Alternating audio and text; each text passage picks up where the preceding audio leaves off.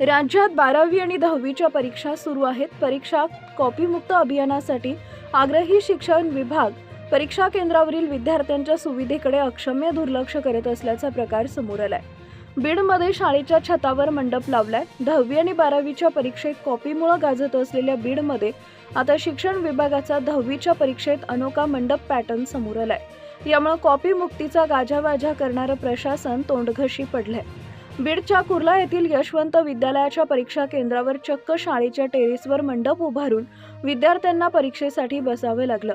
ऊन, वारा आणि गरमी यातच बाकड्यावर बसण्यासही व्यवस्थित जागा नसल्यानं विद्यार्थ्यांना मात्र त्रास सहन करावा लागला.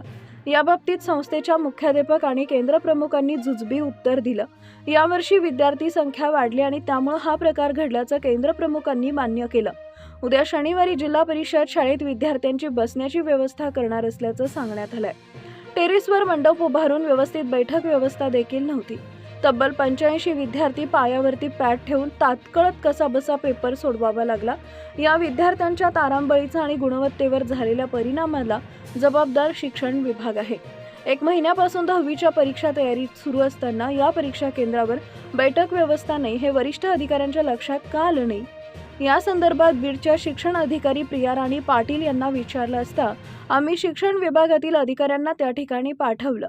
त्या ठिकाणचा अहवाल आल्यानंतर आम्हीच लगेच त्या परीक्षा केंद्रावर कार्यवाही करणार आहोत.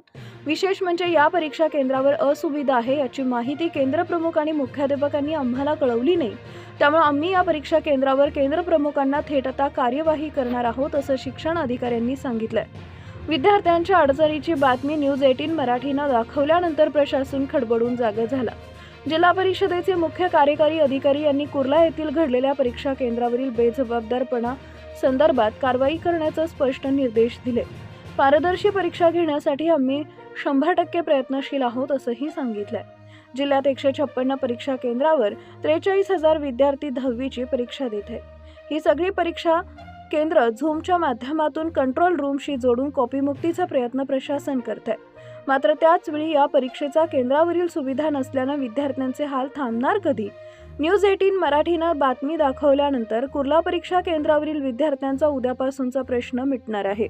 शिक्षण विभागानं केलेलं अक्षम्य दुर्लक्ष आणि ग्रामीण भागातील परीक्षेचं वास्तव आणि शिक्षण विभागाचा गोंधळ दाखवत आहे.